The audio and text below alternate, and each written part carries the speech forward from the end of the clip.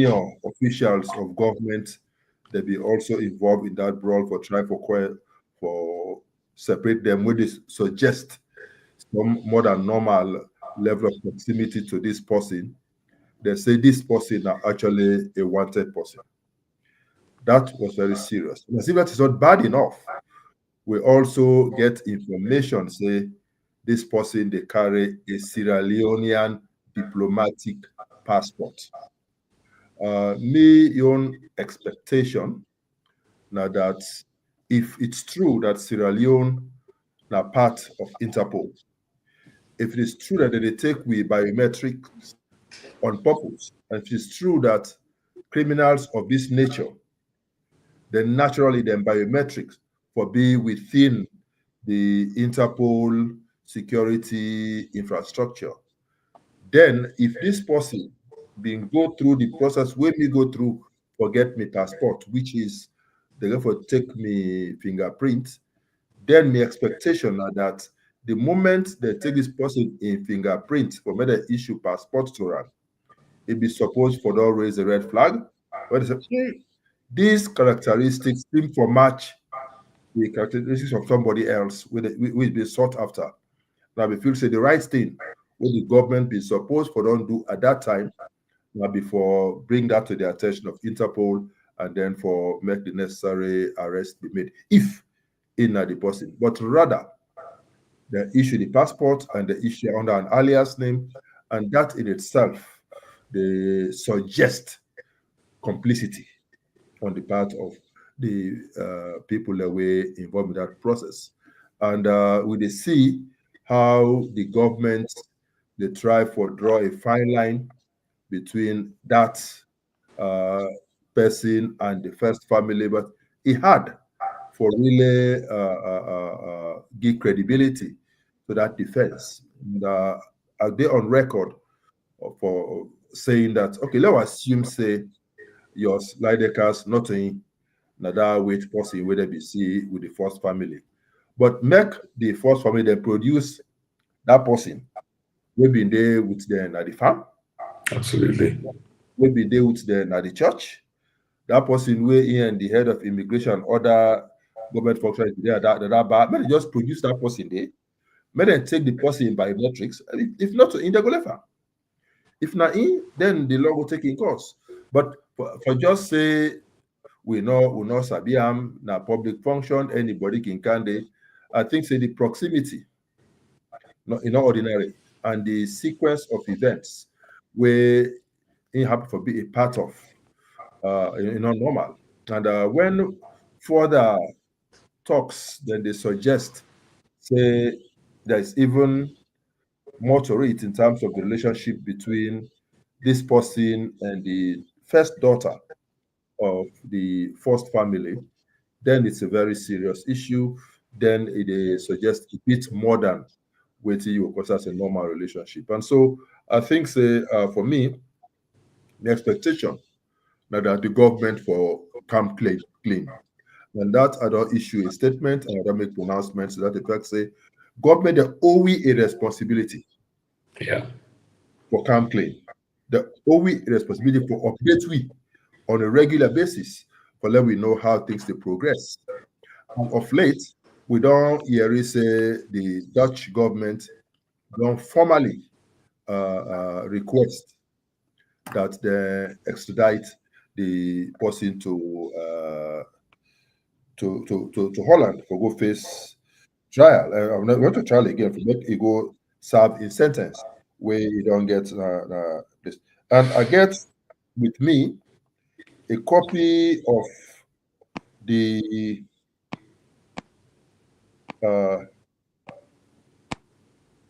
of a treaty, the Extradition Act of Yeah. 1974, arrangements of sections part 1, general part. And if you read this treaty, including the third schedule to this treaty, where they list the countries, where they call them the third schedule, where they list a number of countries with which we get this extradition treaty, the Netherlands now one of them. So it means there's an existing treaty between we and the Netherlands. And so I'd expect, say, since the issue of drugs, like global issue, and the Sierra Leone gets relations with Europe, gets relations with the Americas and the world as a whole, I think, say, Sierra Leone for comply. And if we are sure that this person is not the slidicers where they look out for produce them, to clean the image of the country. Because what they happen now is that Sierra Leoneans, when they travel around the world, then they harass them, then they oversight we, And so this is just on the one side, but let's now also look at it in isolation of the other issue where involved with embassy in Guinea, where they also report, say, they arrest the vehicle belonging to Mission Guinea with several kilos of cocaine and huge amount of money.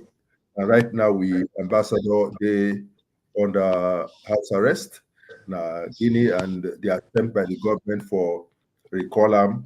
They don't honor is make the government lift the guy immunity so that they would try him na Guinea and make it face the law. You see, with all of these things happening, now with all the embarrassment where we face around the world, the expectation that this government for they get regular briefings, whether they bring the public up to speed. Because if they don't do it, then what will happen is that we will rely on waiting social media they present to we, waiting other news outlets they present to we. And some of these outlets are very credible. I would not expect say they go help for propagate anything we're not correct. So yes, this is where we are as a country. This is where we are as a people. We are currently being embarrassed by this situation. We are currently being harassed by this situation, and we are currently being branded as a drug trafficking hub in West Africa, and that's another thing say they all go well for we country. Yeah, Doc, many thanks for that compelling sort of argument where I find really balanced the ifs and the buts, but equally exercising some expression as to the direction where we country to go. But you know, man, we're on in the circles there, in big circle. Waiting na the fallout and waiting, how serious is this in terms of waiting we know so far? How serious is this as a nation? It's very serious. One, it make cellular the way they travel. Now, even if you go Guinea now, the search where you get for go through is so serious, unwarranted. The other day they go na Accra. I reached at the airport. Even after I don't collect me load, as they see me passport, they say pastor. They work as that smile. That's I can understand where you're coming from. And they say, okay, sir, you can go. As I tell you, I say, I can understand where you're coming from. Go ahead. And they know say, this is why I clean. And they say, sorry, sir, you can proceed.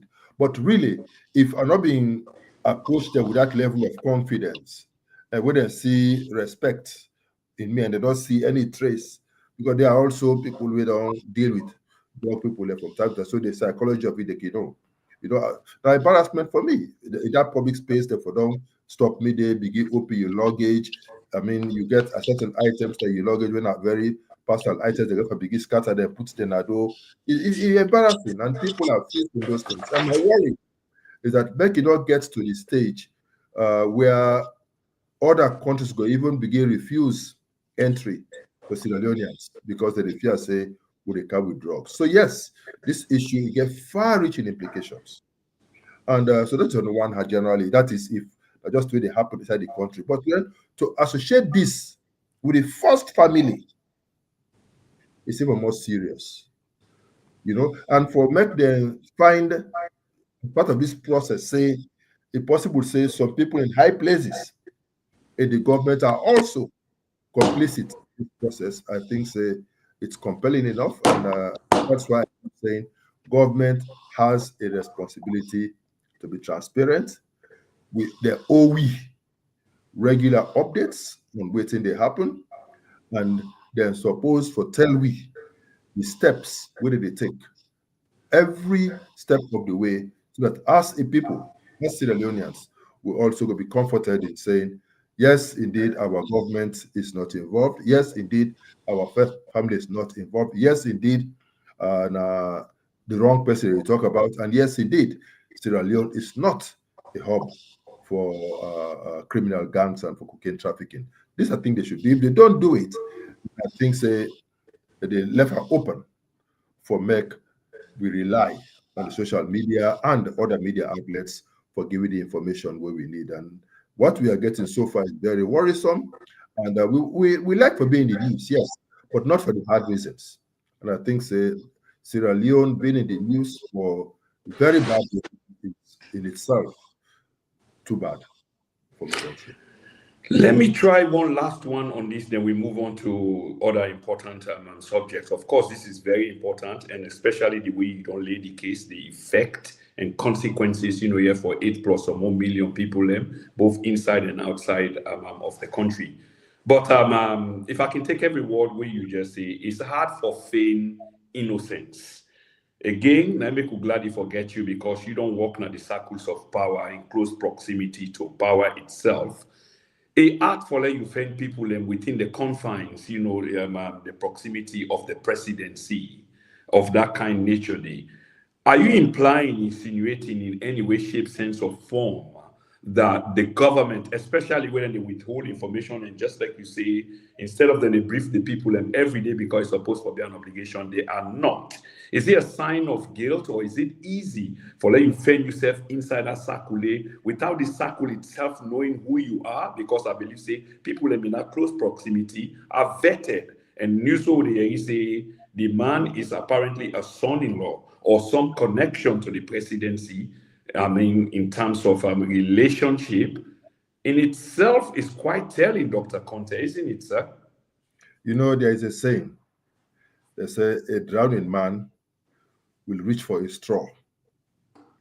So now, I go characterize the excuse or the explanation when people they give say, well, anybody can deal within that proximity of the first family, and the first family don't necessarily get to know about them. If what they are saying is true, that yes, that wait Monday in all of those multiple sightings was in those compromising locations with such proximity to we president na Sierra Leone, and the security no care, they're comfortable with that, then we get to be worried about the safety of The the man. presidency. Yeah. We get to be worried, and I think say if that is the case, then heads must roll in the security sector. Yeah. Yeah. That One they way can or the other. allow somebody where they're not happy, they don't know nothing about. If you get diplomatic passport, come in such close proximity with the president, and they say they don't know about that, then it speaks volumes about the security of the state. And for me, it is not about Marabio and what I believe or don't believe about him or his presidency. For me, it is about the office. For now, I occupy the office. And I believe, say, since I occupy the office for now, it needs to be protected. So if this man not to this person, and if this man is not Sabiam, if this man not to his son-in-law, then it deal within such proximity of him in multiple sightings, I think it's a very serious security breach, and I believe say leading members of the security sector for be held responsible for that breach. It's not supposed to happen. Absolutely, Dr. KONTEH. I think you're absolutely right. And except you are a beneficiary of, then obviously you go, you get for agree. And I think say you make the case objectively so. It's either or. Because if the presidency or the circles of the presidency don't know, it means that the presidency is being compromised. And the safety of the presidency here is of grave concern, especially in times like this where the government itself, they complain a lot about the state of security in the country. I be one move on, but I will ask you one final question on this issue, Dr. Konteh, if you not really mind. And again, that the international ramification, not only of Sierra Leoneans, the way they pass, you're up and down, we possess the Sierra Leonean passport, but I talk about in terms of bilateral cooperation and in terms of soft power and hard power between nation states. For example, Salona, a small country, and I believe say we're a donor-driven economy, and that's especially what I want to ask you because this is nothing where you will be very familiar with. In a case of this kind, where we not seem for be cooperative or we go and dilly-dally, what think will be the consequences economically, in terms of bilateral terms? Can these people sanction we? Can they hold back? But for let you answer that question there, first of all, I would like for let you confirm to the audience them whether we economy is donor driven, and then if you understand the context, sir, which I believe you do. No, yes, our economy is largely donor driven, and we rely on donors for over 60 years. Hi, Doc, can you hear me? I said we country is donor driven, and we rely on donors for the greater percentage of financing our budget. We're not able to finance our own budget, so we have to rely on donors. And waiting, that didn't mean, therefore, that we depend on the goodwill of donors. Since the Netherlands are part of the EU, anything will happen between we and the Netherlands not will only affect the relationship with Netherlands, but it will affect the relationship with the EU.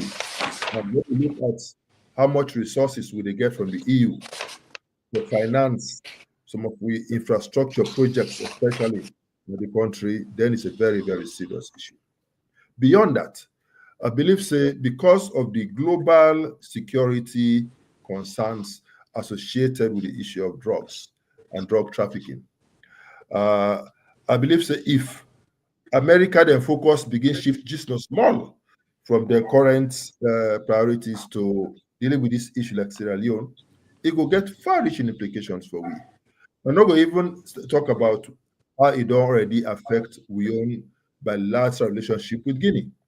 Because for MEC, I understand, say, we send we foreign minister for go na Guinea, for go try for negotiate, for make the go allow, for make the ambassador come back na Freetown, make the see how they go interrogate them. I understand. Well, again, from social media, where they fill in the blanks for we, since governor they tell we, they say they rebuff them.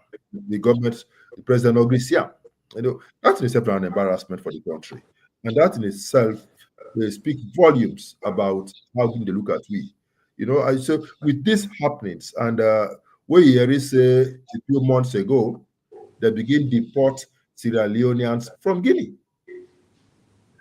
So you see, say, increasingly, these governments, they succeed in reducing the country Sierra Leoneans to the lowest ebb and make we Sierra Leoneans and we country the subject of ridicule.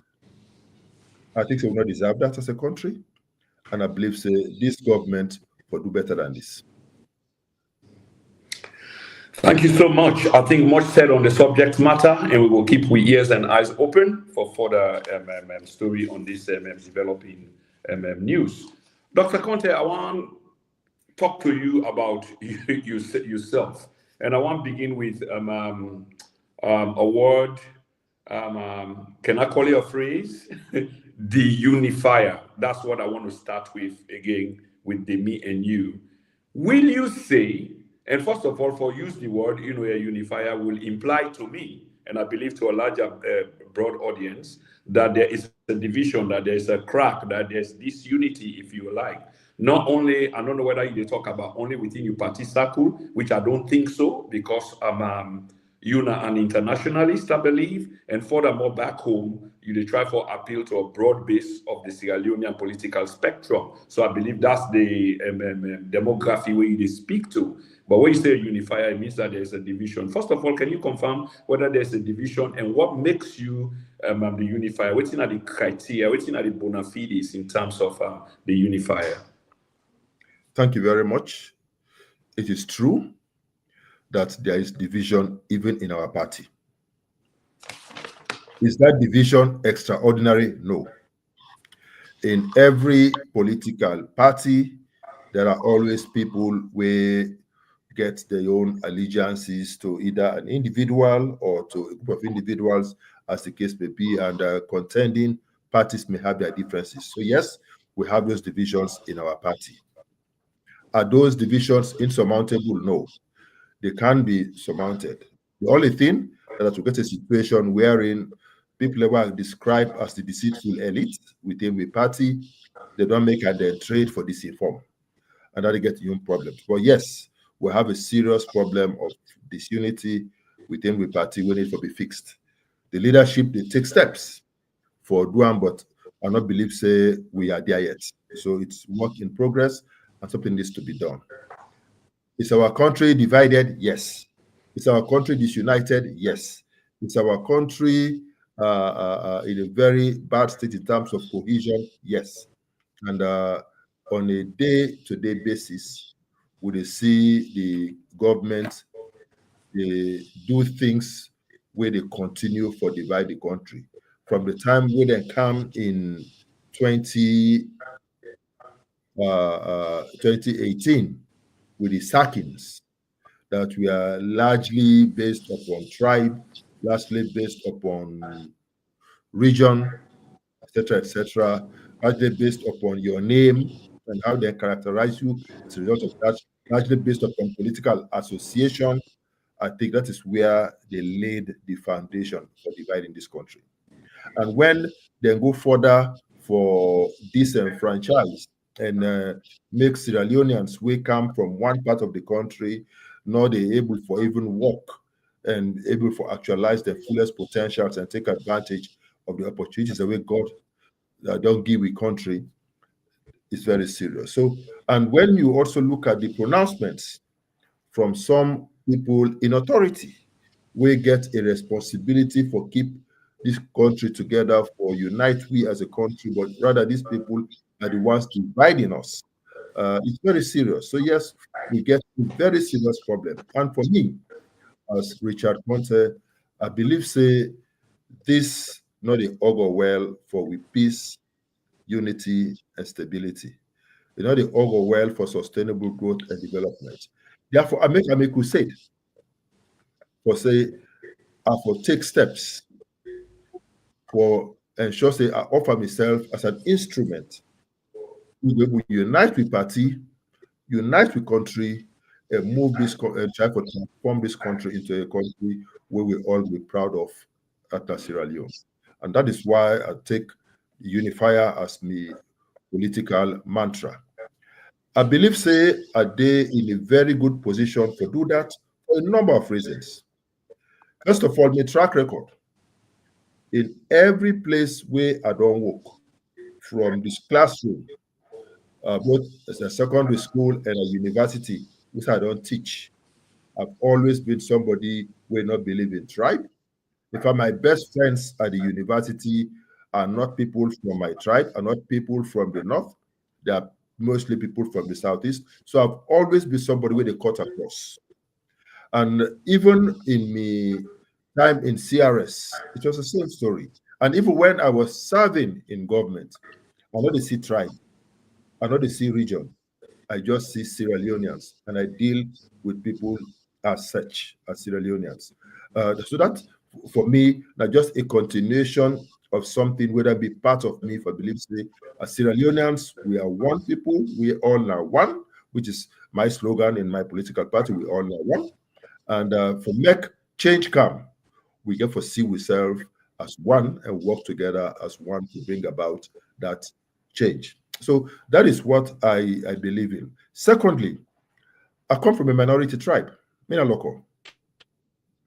I get the advantage that as a local in Sierra Leone, there is a very strong affinity to the Mendes because history they show say Locos and Mendes were one people.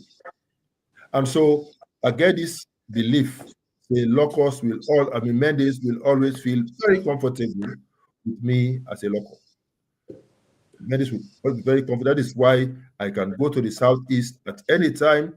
I feel free, I interact and engage at different levels. So I'm happy for that. On the other hand, I come from the North. And we have the Limbas, the Tibis, etc., as our neighbors. We don't coexist.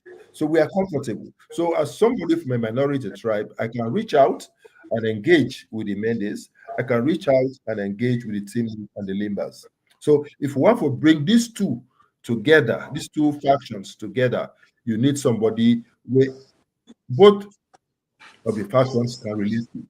And so therefore, I see myself, the unifier, as the right person with the right background, with the right character and persona for able to bring about that unification, which is key.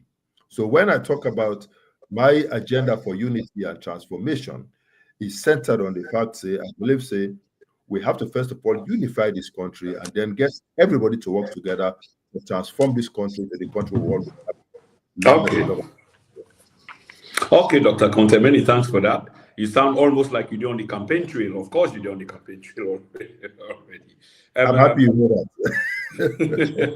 that. Yes, part of the answers the way you provide just now, you talk about division on a higher level now, as the party currently in power they do to the country in terms of division and identity politics. But I'm sure say this is not only yeah, confined to the party in power, because part of the nature of politics now divide and rule, whether we like it or not. So even your party at some point, be also involved in that kind design there. It may not have been much more pronounced as it is now, but at least them is still there on that same kind level there of divide and rule. I mean, just they try for draw a line under. They say both sides are guilty. I wonder whether you will agree with me to some extent. No, I will not agree. But Why? make I give you a background. Hmm. In democracies, in politics, all over the world, it's always clear that when there is one political party in power, then naturally people from that party get some slight edge. There are certain positions where they go get, and certain they will not go get. It's clear. Uh, Waiting, however, bad in this case, now the extent to which they don't go with their own. Never in the history of Sierra Leone have we seen this type of situation. It happened during the times of Tijan Kaba, when one morning people wake up, now NRA, they just see list of people there where they don't sack. Most of them were northerners. So therefore, when they come back into power in 2018, we see in Statistics Sierra Leone, for example, where then they read out and give termination letters, like how did they issue report cards to begin there at the end of the year. That in itself is bad. We see how in State House alone, on one day, they lay off 126 people. We see how in Statistics, NRA, Sierra Leone. yes, they lay out hundreds of people. La Maritime Administration, they lay out hundreds of people. That in itself is bad. I'm not going to even talk about the way we then go about for replace those people without following due process. We see how people will not serve this country in different positions. When they're ready for sack there, the person just can say, "I make this position now, now for go." When you say, "I not see letter," the person they go and state house, you work out letter, say, "Look, let me get this desk now." Now go.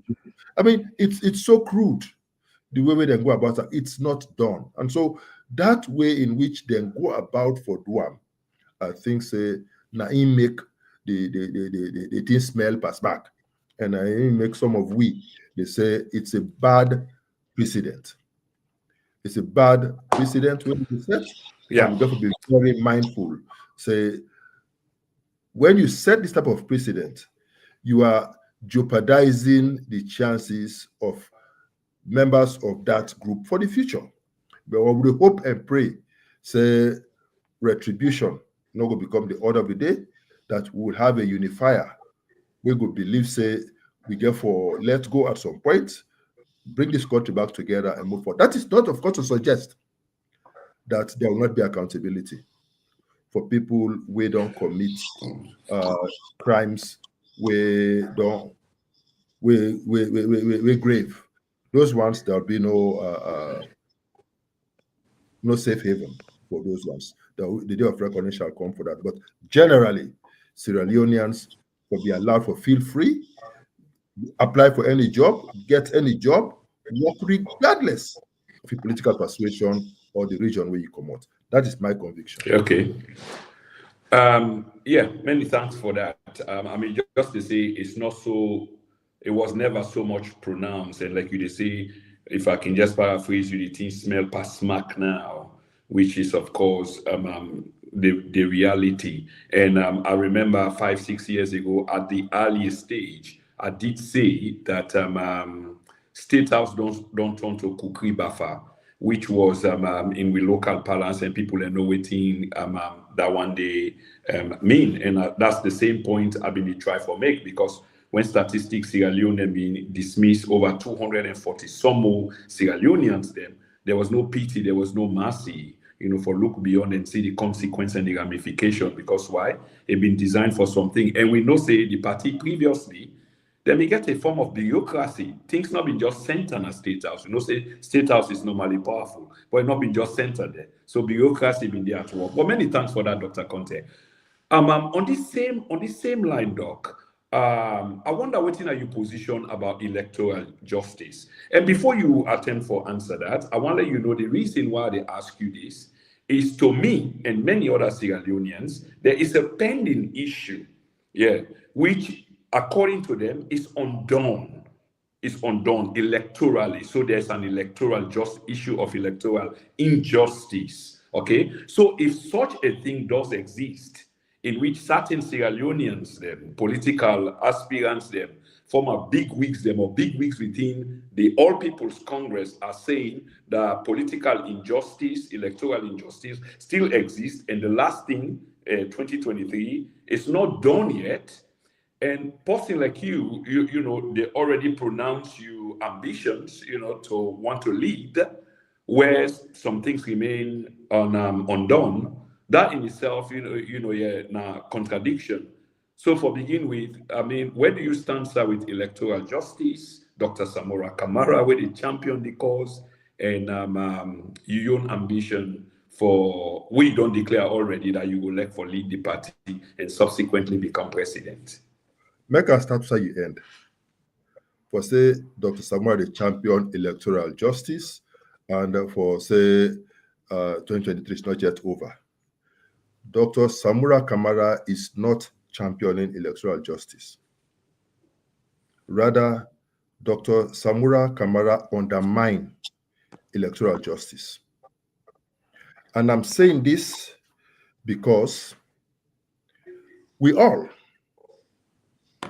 been very solidly behind the party and Dr. Samura for fight, not only for electoral justice, but for ensure, say, it not happen again. And as a party, we be done meet and take very strong decisions. In fact, it will surprise you today, but no say, just after ECSL announced the results, I get a call from JFK where he said, in the late Ablai Konteh and some other lawyers, they put papers together for Gona Court, so that within 7 days of the close of the announcement of the results, we should not file.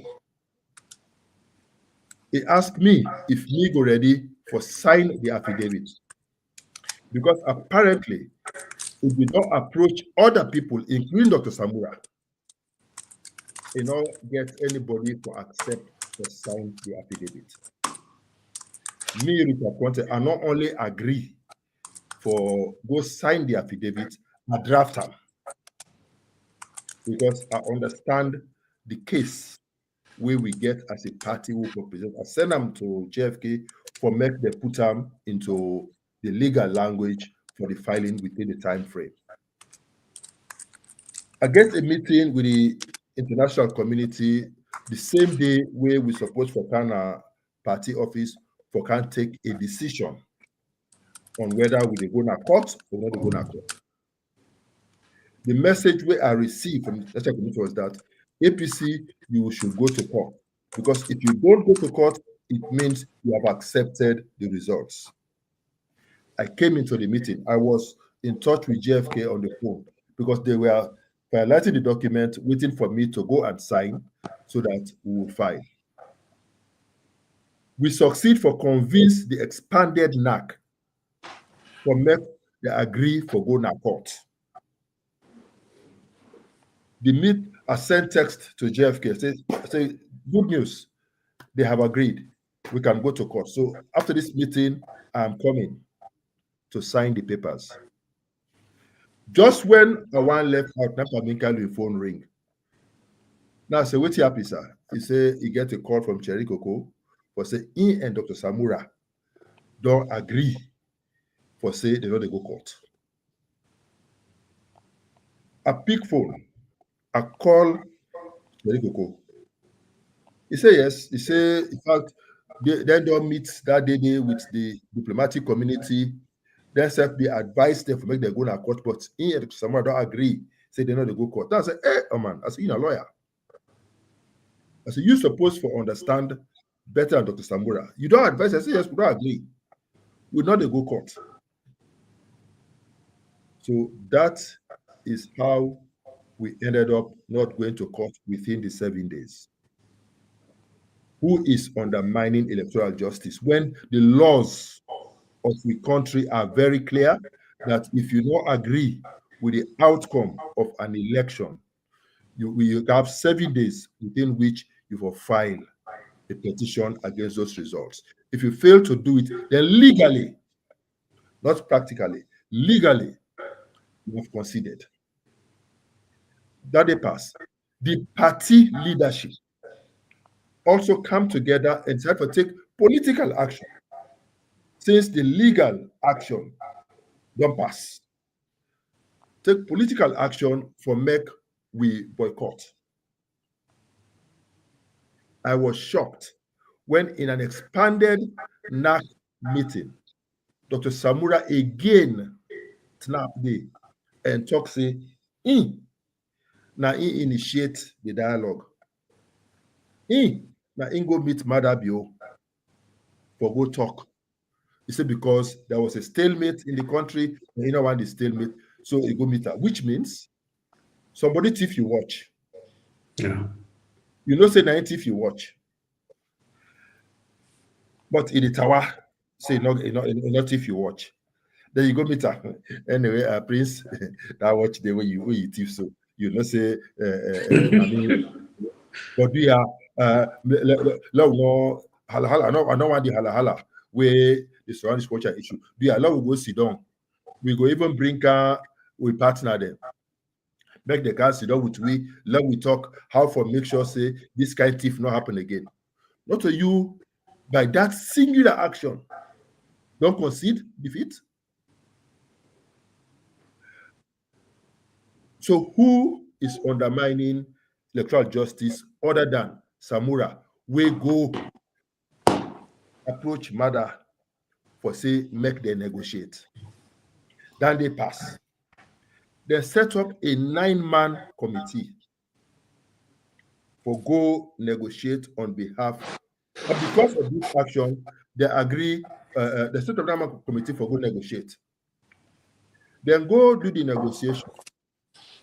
Members, the key issue we go for negotiation at the issue of results. When they go, SLPP refuse for discuss results. They will discuss everything else except results. Samura accept. At the end of the day, they not discuss results. They agree on other things except issue of results. And in that document, the states restates the fact, say there is a law where they say if you not agree with the results, you for go to court. But that because APC not go to court, it means they don't accept the result. That document now provides for the tripartite committee. Again, Samura sign up. By signing that document, it don't undermine electoral justice. Then they pass. They set up again the tripartite committee. The 8 conditions we agree upon are not fully implemented. Though. We come from the tripartite committee. We met for 6 months. Consistently, SLPP refused for discuss results. We, as members of the tripartite committee, say, let we not agree. We have to discuss results because now that make we go at the tripartite committee. If not for results, we don't need that. We don't need tripartite committee if not to discuss the issue of results. We'll put two foot down, we walk out, we go to the party office, we go report. Someone say no, we'll now go back. We come back, but we don't feel convinced. We walk out 12 days. Samurai SSF come inside the room. Now, from that point, we begin hearing the issue about lead negotiators. When they agree on the 8-point plan, there was nothing there about lead negotiators. There was no mention of lead negotiators.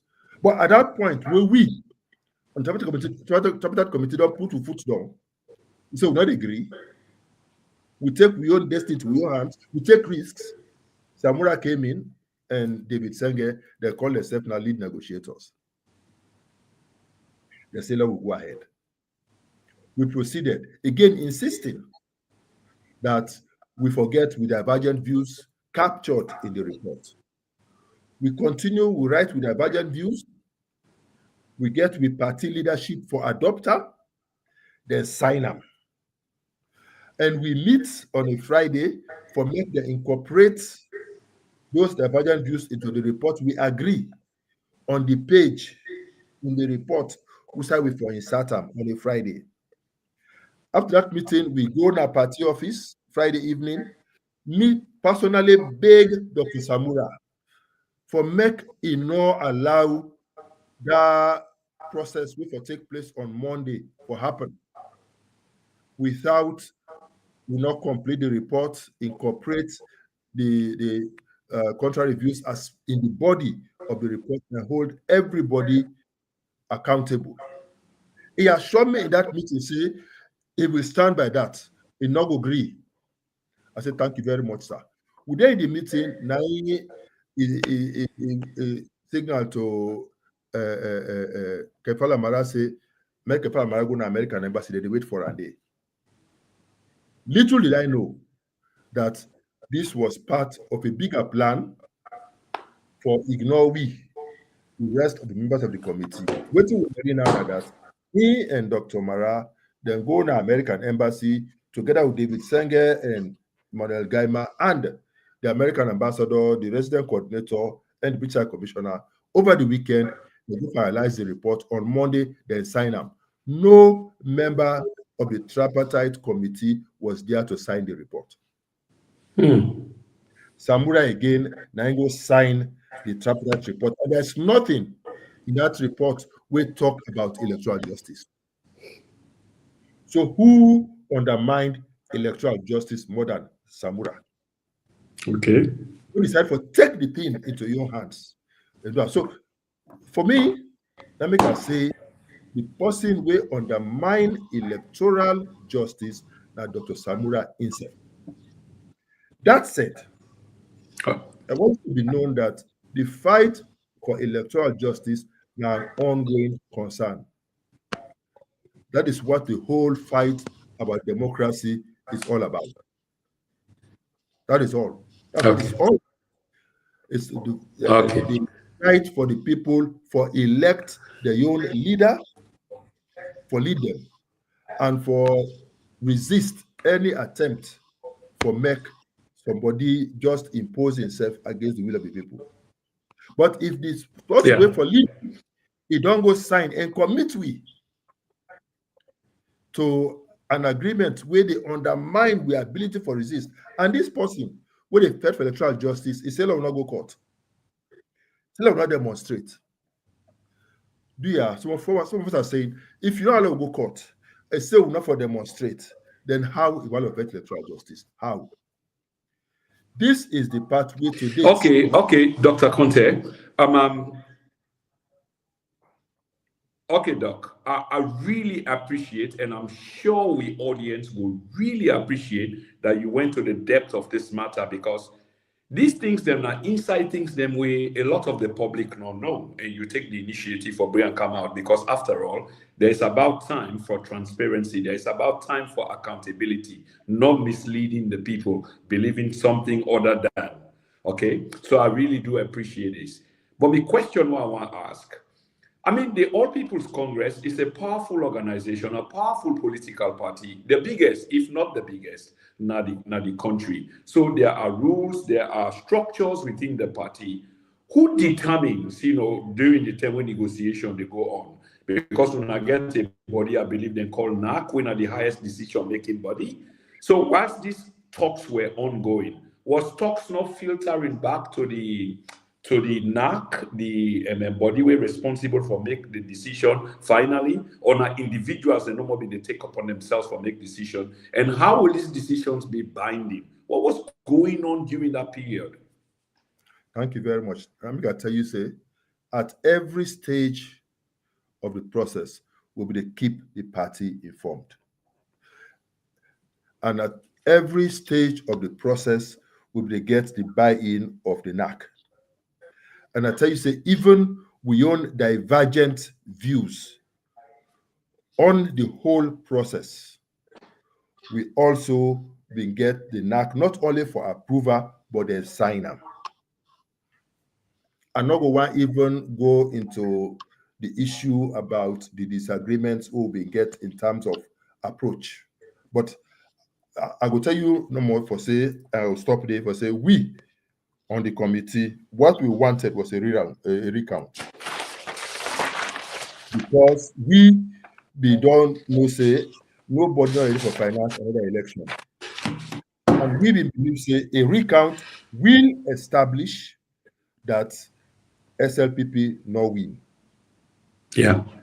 And if you before establish the SLPP no win, then the burden before don't deal with them and the Chancellor Committee for make sure say something is all about it. We before don't give it the rerun or what.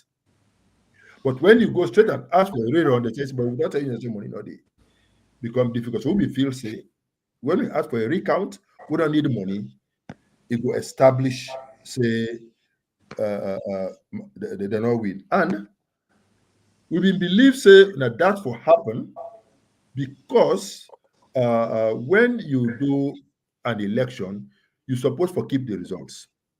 If you even look at the 27th June report where they announce the results, the state and they say they will publish the results on their website, which means they get them.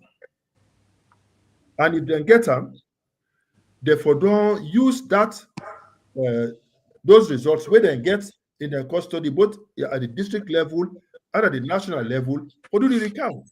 Easy. Nobody not forgive you complain about money or no money. Samura said no. First, he said we for declare and president. Now, so we not get that power there. We are not ECSL. We are not a court. Now, only ECSL or a court get the power for declare you president. But we say if you, however, as the political leader, as the candidate, believe say you don't win, declare yourself president, we will support you. He say, who are making now I say, so you now commit treason, are we for commit treason? I understand that. So we had a disagreement. So we, as a compromise, we say, okay, when I want rerun, we will put the rerun. So that is how rerun came into the picture. Okay, Doc. Many thanks for that. The leadership of the party was fully involved in the process. Even on the last Friday, we also get a meeting at the highest level in the party, and we agree. Say we will not take part in that program on Monday until this entire process completed. Samura, on his own, went ahead over the weekend. They finalized the report. He go ahead and sign them and go on Monday in the State House. Then go hand over. Some of us were not there. I was not there. Wow, this is quite revealing, and many thanks for that. And like you say again, if you're not able for call for protest, we I will talk about here later. You're not able for declare yourself. You say other people have for declare themselves, and many more. But according to you, Dr. Konteh, if I take it from you, as far as you're concerned, the issue of 2023 is done and dusted.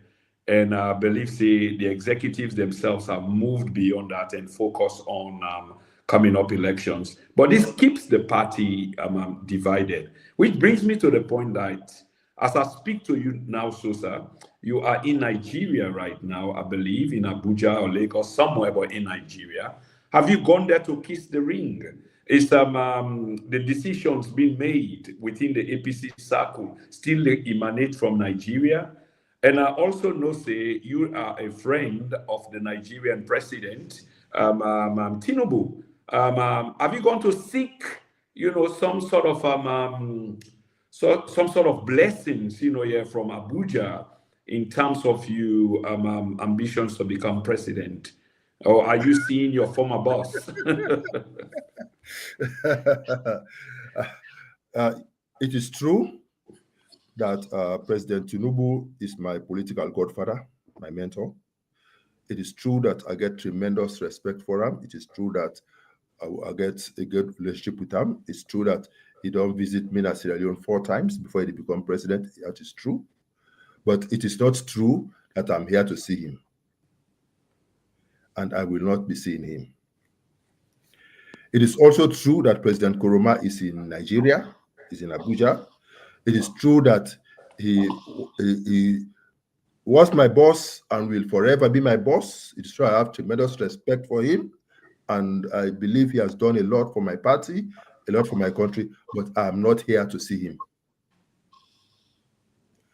I am in Nigeria to attend the 60th birthday celebration of my friend and brother, Dr. John Kayode Fayemi, who was the governor of Ekiti State and who was the chairman of the Governors Forum of Nigeria and who was former Minister of Mines and Steel Development.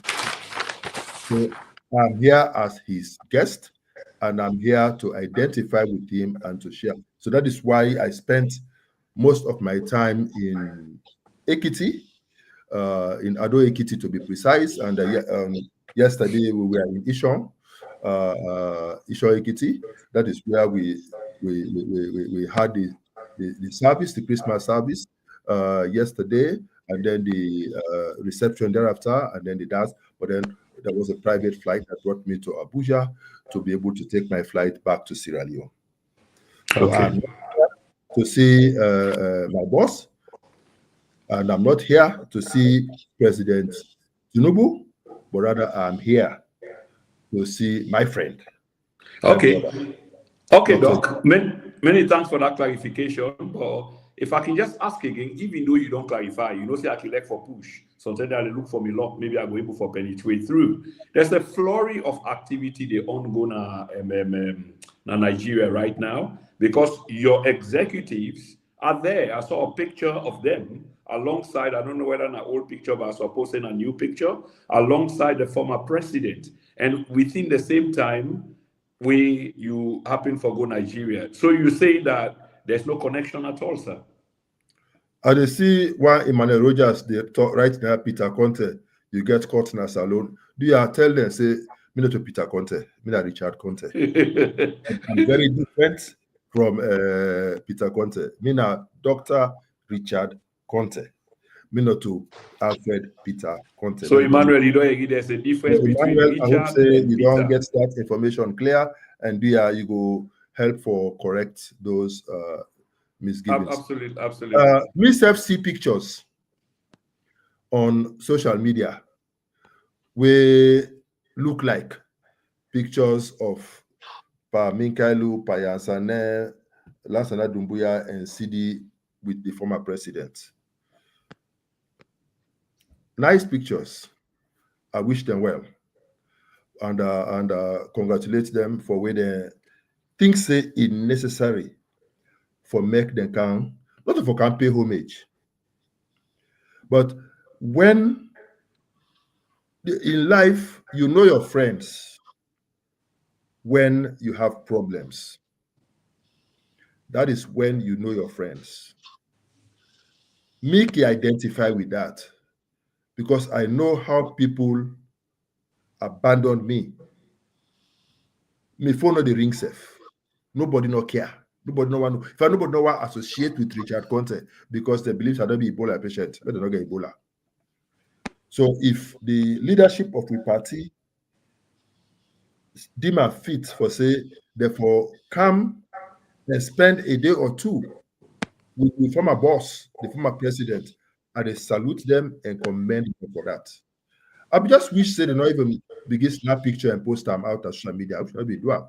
But I think say it good way they come and go and see the former president and just pay respect to them and acknowledge them and make it no say, even though they are apart, but in spirit they are together.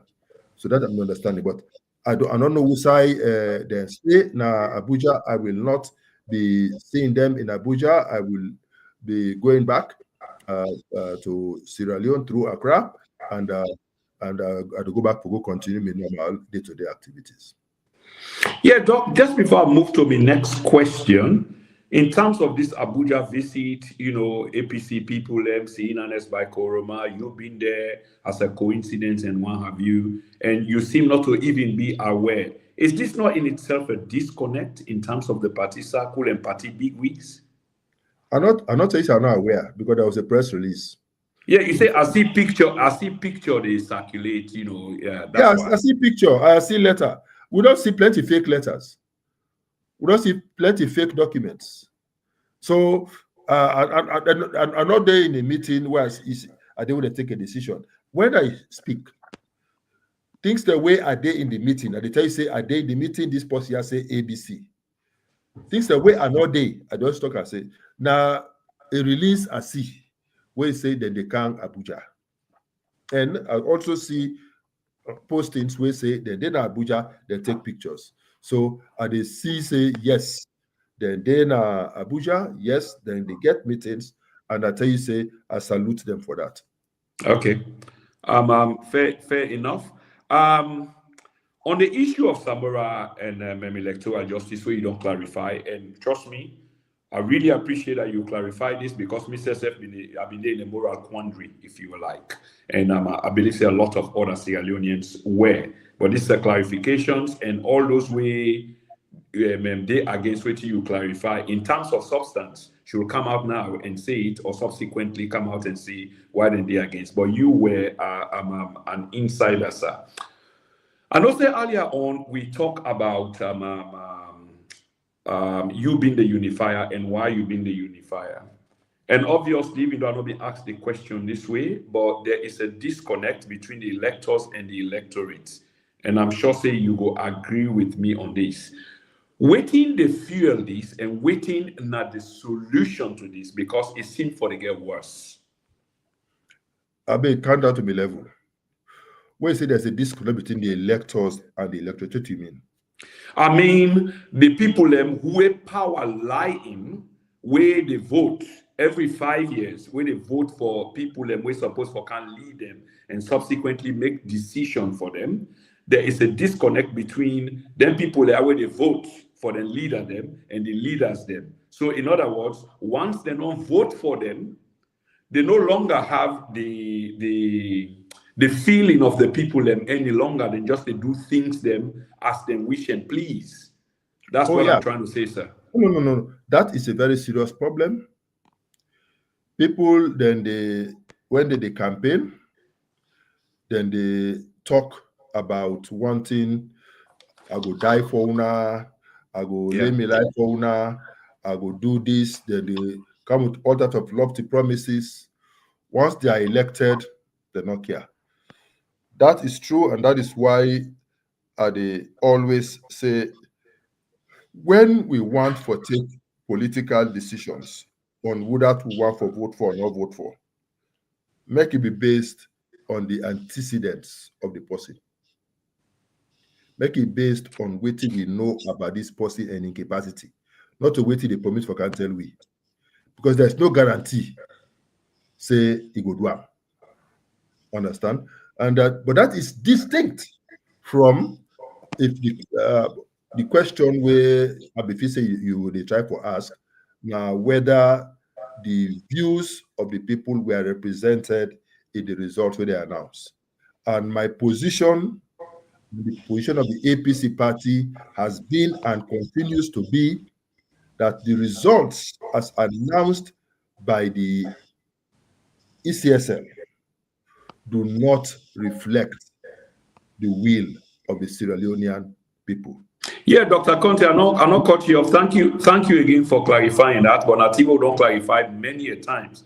I mean, just want to go down to the nitty gritty this time that every 5 years, politicians like you go come out and just like you say, I go die for you, I go do this, I go do that. And once the people are given the power, when they go now, including the parliamentarians, we'll talk about later in this show, they suddenly forget, say, the decision and when they make, now in behalf of the people, it should be in behalf of the people, the welfare of the people. But if we just look at the state of the people themselves, a bad off, sir, a bad off. And politicians are well-to-do, yet the electorate them, then they in a bad shape. I agree. And that has to change.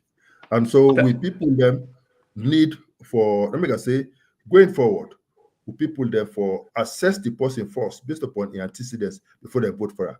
Not for would I get money for if you allow person can buy you votes, the way it don't owe you an obligation, don't become a business. Now business you can invest for people. But rather make we get based upon the merits, based upon the integrity, based upon the credentials of the person, based upon what you know about the person and the ability for deliver, we vote for them. And then once we vote for them, we believe, say, that person will deliver for we. Yes, Doctor, many thanks for that. Another thing again of note is how government subsequently don't destroy the basis of labor movements. Labor movements once upon a time, or unions, were very strong in the country, and we know what a union mean. And even a former president of the country was once the head of a union, and when union be powerful and help him a lot. But governments upon governments don't help destroy that basis. And I'm sure say you understand what I'm talking again. And these are just the lament, in behalf of the people. Is it deliberate that government scared for let the people and not come together? In other words, the same divide and rule I talked about earlier on, so they continue for destroy the very basis we're supposed to bring people in together. Now, a characteristic of bad governance. That is what all dictators do. When they divide for plunder, they divide for where they rule. And as such, any institutions where they believe, say, get any ability for holding to account, then either try for put the people in there, or they just try for water and down and make them dysfunctional completely. Yes, that is happening in Sierra Leone, and that is bad. Again, once more, thank you very much for that, Doc. Just for push further on further questions. On just the same basis, but a little bit of a caveat around that is the people are being disempowered. And in this case, you party is involved, even though when they're in opposition. And I make this accusation directly, sir, and I know you are fearless in speaking truth to power. So, for example, you get parliamentarians, them or the system used for elect them people there or for give them symbol. being specific now in terms of parliamentarians. So they are now beholden to the political party and not the electorate, even though they get for go vote for them. I mean, do you see a conflict in this situation in which the awarding of symbol is basically a party thing? And once the person is elected, the person not necessarily get for do the bidding of in constituency or the constituents, but a more fearful of the party because the party can do a lot of damage to them. Do you think this needs to change if you agree with me characterization? No. Prince, come straight with the issue. It's about proportional representation or first past the post constituency-based representation. In the constituency-based representation at the camp, the people in the constituency, and then they vote for who that they want for represent them. And when they vote for you, you go to parliament, you get the constituency where you answerable to. But this proportional representation system, now a district block system. You constituency in the whole district. So really, you now get a smaller defined area where you represent. And for make you there on the list, the first list or the second list for that, it really depends more on your standing at the party more than you standing na your constituency or your district. That is true, and that is why some of us advocated for the constituency-based election. Because one fundamental thing about parliamentary democracy the world over, now that people have a section that they represent, and they are therefore held accountable to deliver for those people. But when you lump people up, the way they don't do another way, then there are some MPs, sincerely, they don't even know how they promote. They don't even know how they represent. And when they get this situation, they get the MPs then. Okay. Another point we have been make in this segment, where I segue into parliamentary politics, is like the opposition is complicit in all of this because they sit down right now the house because a vote has to be taken for make them to law. And me believe say minus the vote of the opposition party in parliament, it will be hard for these laws, yet for come into effect. So if they come into effect and then disenfranchise the people, then obviously the opposition party is complicit in some of the things that will happen to the people. Isn't it so, sir? I would say yes and no. No first? There are cases in which the party complicit. There are cases in which the party is not complicit. Let's take America, for example. With all the hard talk, with all the strength, with all the democracy, what the Democrats can get, with all the opposition where they pose to Trump nominees, because they now get the majority, now the House and the Senate, they all don't pass. That doesn't necessarily mean say the Democrats they agree.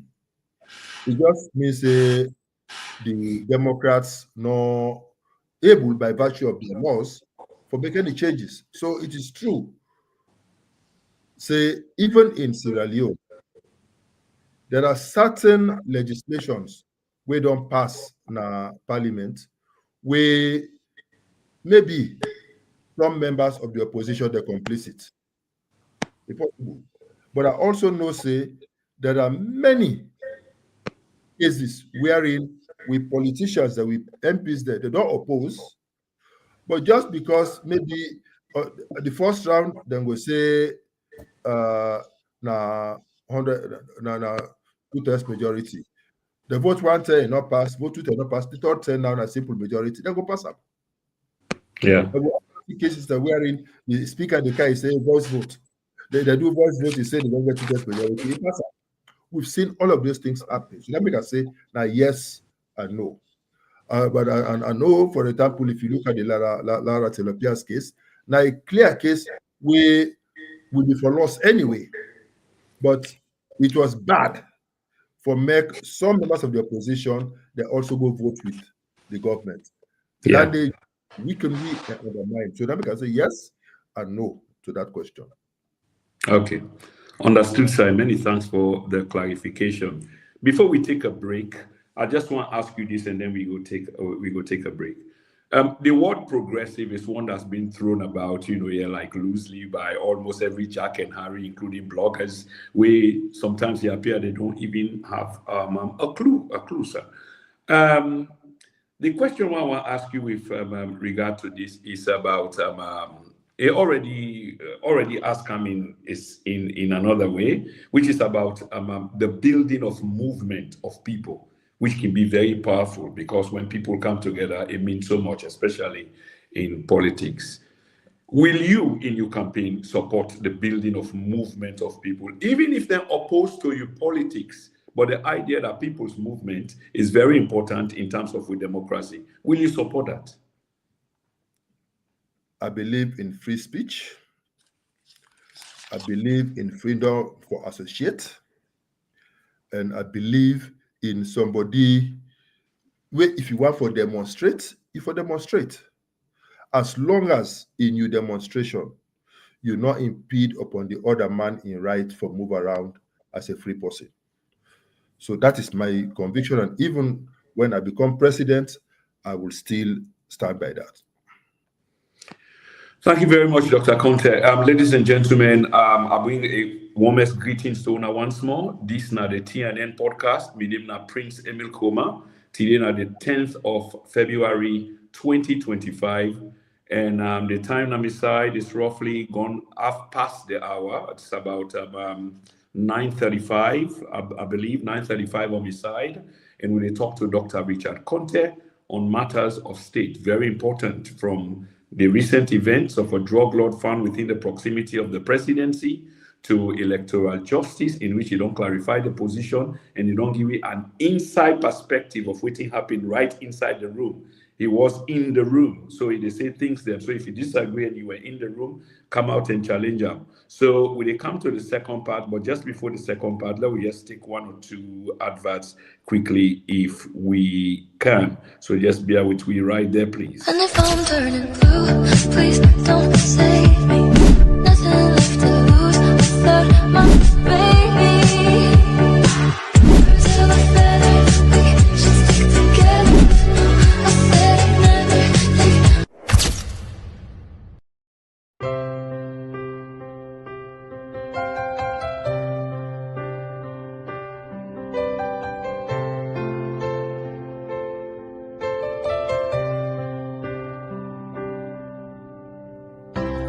Look into my eyes, you will see what you mean to me. Search your heart, search your soul, and when you find me there, you'll search no more. Don't tell me it's not worth trying for.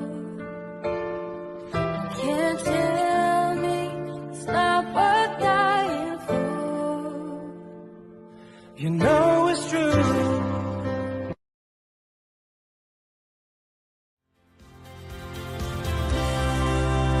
Tame accountants specialize in providing a wide range of accountancy, tax and business advisory services to small and medium-sized businesses as well as individuals and private clients. We operate as an extension of your internal staff, giving you maximum flexibility by allowing you to rely on us for any of the services that we offer.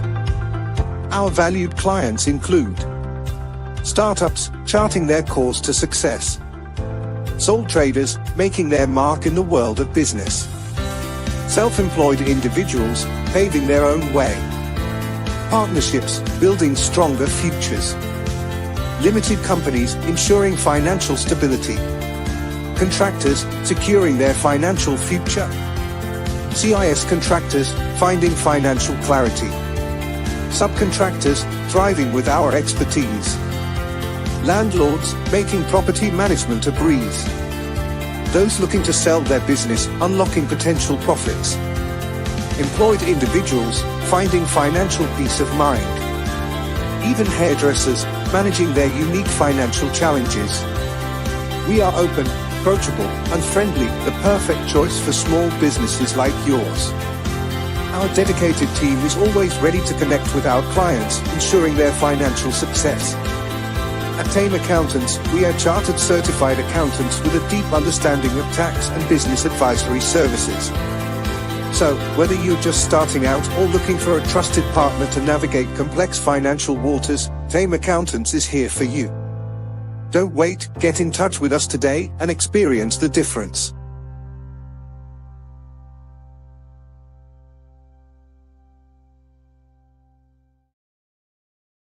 Okay, Fambul, and welcome to the second and final part of this all-important interview with none other but Dr. Richard KONTEH.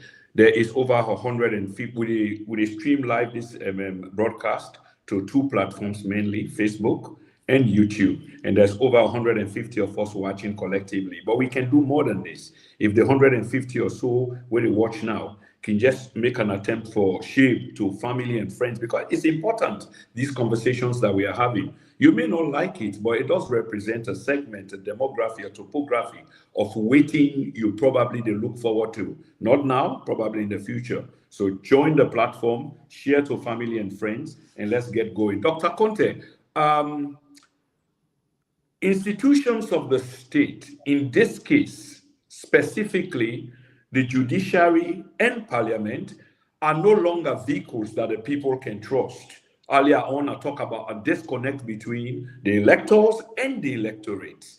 Those where they make decisions from the people. Because after all, as we see now, the lives of the people not improve at all. In fact, it's getting worse. And it seems like these institutions, like the judiciary, people are not getting the justice that they deserve or the representation that they deserve. In parliament, the people's views and their opinions, their hopes and aspirations, it's not truly being represented as they seem for the look after themselves. So to me, there's a disconnect, there's a distrust. And if you agree with me, Dr. KONTEH, how do we find solutions to these problems? What will you advise people for do? Get people of integrity, get people of a sound mind, get people of class, got people will get the barest minimum level of self-satisfaction for provide leadership in these different places. You know, if you want for select people for go parliament, even under PR, you can screen better and make better selections of those people for represent the party. And if you get your best people and you vet them well, you put them out there, they will do well for your party. In a similar way, the judiciary, you get people of integrity, it go fine for we. But more importantly, there should also be consequences when people go against the right things that need to be done. And I believe, say, if we set examples, it could be good. But I think, say, under the current dispensation, the whole issue is so fluid, and we get a mixed bag of people, good ones and the bad, the good, the bad, and the ugly. And so let we just see say the need for do something about that. Okay. There are a few questions for you, and I see people have been forcing in the chat room that hopefully you were able to answer one or two of these questions, and I pose the first one to you. In your aspirations for become a party leader and subsequently presidency, if you don't succeed, the question here from one of the contributors is whether you will support somebody else. That has always been my position. I did it the last time with Samura, with all which I go through, where even for enter the hall, that's what fit for force people inside. We know what happened in the lower level elections. We know what happened inside the hall. So that is why we'll go into we closed up. I tell us, say, I know you've called us for a coronation, not an election. So go ahead and do your coronation so we can congratulate and let's move on. And they did their coronation. I was the first to congratulate, and God is my witness. I gave my best to ensure that Samura wins. God is my witness. If nobody believes it, I know Samura knows and God knows. Okay. There's another question from Alusan Kamara, whether it is possible, I believe you mean, for move away from the PR system, and whether it's possible for move away from the PR system, proportional representation. Yes, because it's not good.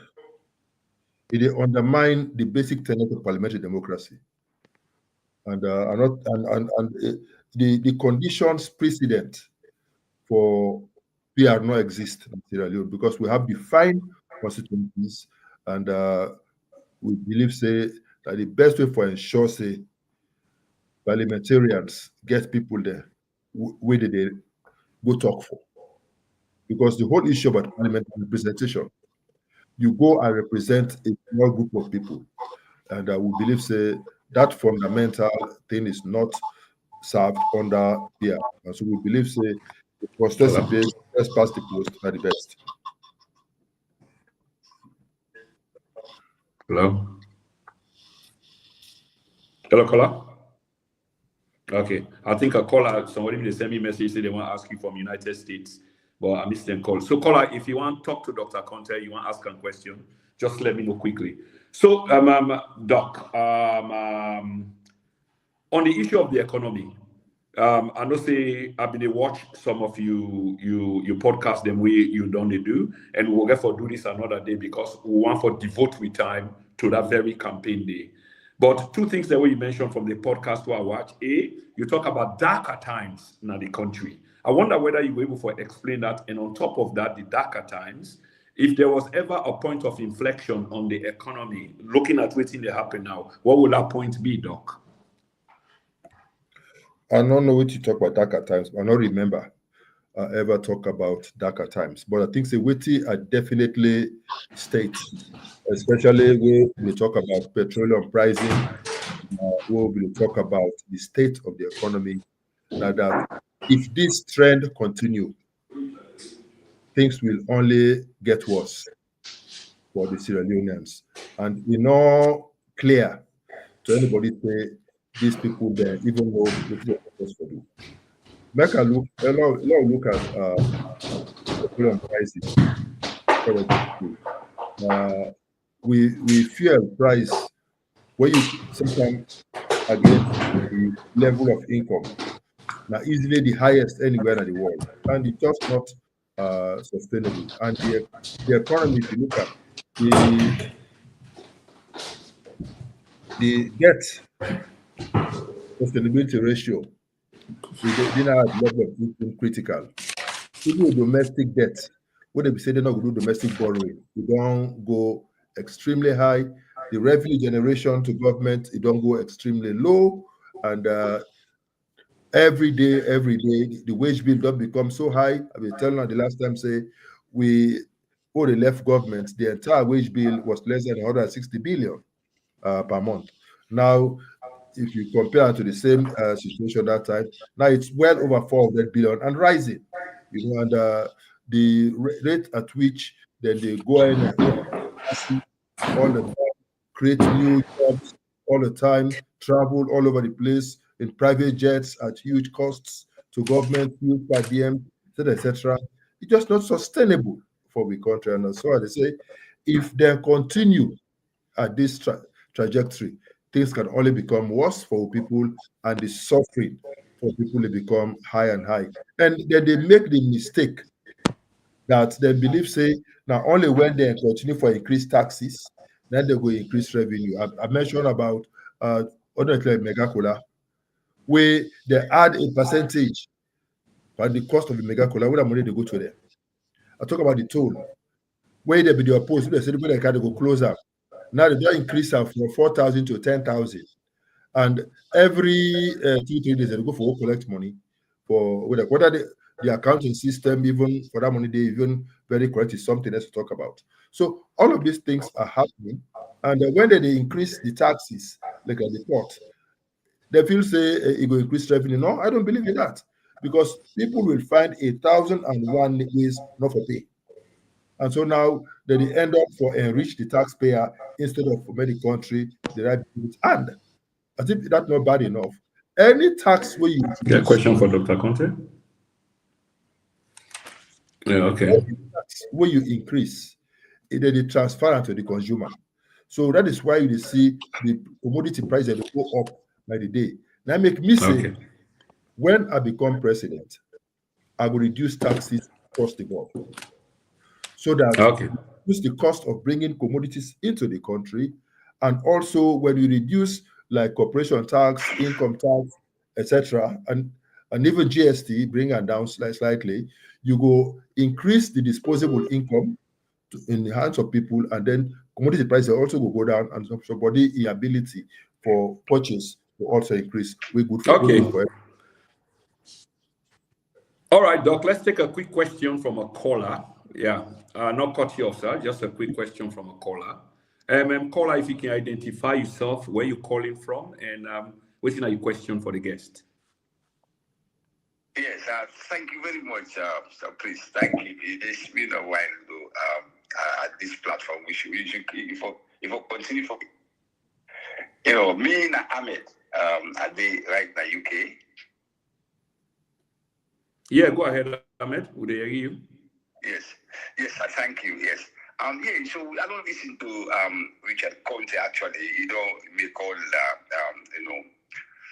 explain a lot based on I just want to take a look at the party, stance over this electoral justice where you say somewhere undermined. But there are some questions like you don't read them from the Texas there. How can one single individual manipulate the whole party structure? Because as we grow up, we know APC to be a very big party, of course, a renowned party in the country. So, and when this thing occurred, he said he talked to Terry Coco, not Samura directly, Terry Coco, and then after he talked to JFK, when a renowned lawyer, and then Terry Coco, based on this, their appeal. But again, we don't talk on this time and time again, appealing to the court. We all know we're not a lawyer. But what evidence did you take for appeal a case to the court? Because as far as I know, when you get a case and you want to file against certain stuff, maybe like something we didn't deny you for, it happened to me. When you contact the court, the magistrate, they say, if you have evidence of voting, say yes, it's okay, send me a copy. Because now from there, they file the list your case. So, Ahmed, waiting at the question, Ahmed. Yes, so the question now is, he said, all of them things that he measured now, Samura 9 undermined the process of electoral justice. But how can one single individual, a whole party structure, we get, NAC, you have the chairman and all of that, and they get lawyers, the single person undermined. So, and that person, how can that be? That's what I just want to make, because I'm not going to explain that. Yeah, exactly. But now that make up one, maybe you want to put them in a different way, because I believe Mr. Sepping gets similar concern. I just want, because I know for me, I don't want to deny a shot, but what are they saying now? The person will still say, and look at the signatories now, all of them that this man now sign, now take the lead, but now the same person today, now is still stand over the same decision. And apart from that, Mr. Prince, let's look at this thing. Very simple. They come out for say they self not agree, say these people win the election. So how about that? So what's next for stand for again? We as a citizens of that nation now, we not ever see short an election. We not get a result. And they will continue to move on, because according to him, when I listen, He said now they're trying to move on to the next election. So Richard KONTEH no feel say that this don't dent even in career of now becoming a leader or subsequently president of that nation. People are frowned about all of them per se at this moment because we in our social media we follow wide. We get a large groups that we always day every day we follow. Okay, so Ahmed. you don't feel say this if they fail for tackle this fight now. That for the electoral justice for the people, this is not about Samura or about APC now. The people that will go vote. In as much as we know that the election, credible, free, fair, people are disgruntled and looking at what they happen today. Okay, so Ahmed, point. Okay, Ahmed, point. So that leads me to all of these drugs to the see today. You see the country is so miserable. Ahmed, point taken. If Dr. KONTEH not feels this action where they're not taking here for via away from Dr. Samura and not on denting career and political ambitions or aspirations and etc. Dr. KONTEH, you say go respond to your answer. Many thanks for the call, Ahmed. Appreciate that. Thank you. You're welcome. Thank you very much. Bye-bye. Yeah. Yes. Thank you very much, Ahmed, for your views, what you express. Now you write, now your opinion, now you express them. I want for just make one thing clear. I stated earlier, I said the fight for electoral justice is now an ongoing concern, and we all share that view. And for as long as we still believe in democracy, it means we will continue for fight for electoral justice. And I believe that because we believe a fight for her, Naimake will be enjoying Dr. Samura throughout the elections. We campaign for him, we fight for her to the last bit, including even at the level of the cabinet committee. We fight, say we will produce results where they show, say, SLPP not being get the votes where they need for win on the first ballot. We do all of that, and we establish those facts. And I made a commitment personally to Dr. Samura in a meeting that the party office. I say, Dr. Samura, I say, the cabinet committee is not a court. So we not going to get the power for pull person or put person. But we will be able to establish the facts. I say, once we establish the facts, it is now up to you to either take us to State House or to Bome. I made that statement in 4 separate meetings. And Dr. Samura Kamara is my witness. So yes, my position on that remains the same. I believe in the fight for electoral justice, but I don't believe in the approach that Samura is taking for this fight. He's yet to tell us how he wants to fight it. And let me say this, how can one man undermine the structure?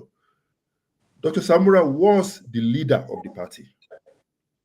He was not just any other person.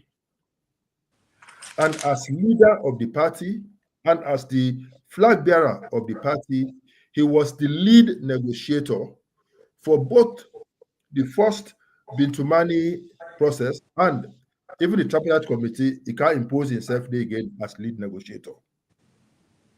And by virtue of imposition as the flag bearer and as the lead negotiator, even when other members of the committee began dissenting views, even when other technical people who have been there at the backstage began dissenting views, he overruled and he stayed there for sign. And for the Tripartite Committee in your work in particular, even though we, the members of the Tripartite Committee, will not conclude we work yet, will not adopt the report yet, Samura went ahead and used imposition as leader for go ahead and sign and submit the report. By doing that, it don't undermine the ability to do anything else. It undermines that. That is why we are saying undermine electoral justice. Not allow we for achieve what we for that achieve, because I believe say we don't get SLPP in a very tight corner, and if we allow for move on, we for don't get onto that. The second question where he asked, why court? Awamek, Ahmed, and others, they understand, say, the court getting challenges. I've been a victim. I don't get the greatest confidence in the court. But unfortunately, Prince, that's all we have. That's all we have. And sometimes you do certain things for the record. Because now what the SLPP then they do, then they say we by not going to court, we have accepted the results. And this is exactly what I told you. The international partners advised us. They say, just go to court. And I remember I told people that this particular election and its outcome is different from any other court case where APC as a party don't ever get against SLPP. These are the first election ever in the history of Sierra Leone where all the observers were unanimous in saying the results as announced by ECSL were not credible. It not ever happened in any other electoral case we get. So we had impeccable evidence. This is the first time when the international community is solidly behind we. Doc, we don't run out of time. I will therefore bring you. I will therefore bring you back. But just before, therefore the court issue will be get option. We need for going to court. Let at least prove we case in the court, and with the support of the Central Committee, I believe to forget the best result. Yes, Doc. This is very interesting and very important. And sorry again for barging because we don't really run out of time. But I would really like for bring you a second time where we go open up the space. We go open up the space. Anytime, not on this please. particular, anytime, not on this, anytime. Yes, sir. Not on this particular issue, although go rob multiple small. But this is an eye opener. Before I let you go and give you the final word on this same Samora issue and the question where the young man asked, because it's of concern to me as well.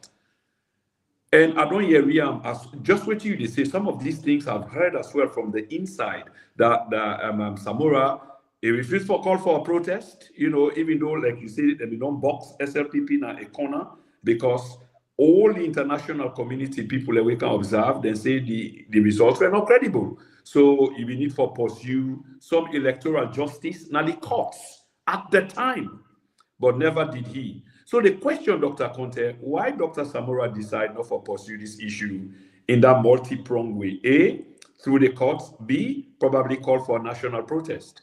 Which he never did. He will tell you. Well, I don't send message to her because I don't appear on this platform, but then they come back to me. Apparently, I don't know, but I will continue for trying. You know, another in his psyche for no how he think. I don't want to speculate. But with me go no more than that he did not. But if you say partly you're a social scientist, so therefore you go there for for speculate. No, and not go that far with me. All right. One last word, sir. Yeah, I want for just assure people and say the fight for electoral justice, the world fight. We all before wish say APC they in power now, but unfortunate that it not happen. But I believe say the party get for move on, and we get for come together and strategize and ensure say waiting happen to we this time, it not happen to we again. Let we ensure say democracy work inside we party, but democracy work inside we country. Make good governance prevail and make we all work for a better Sierra Leone. God being we help her.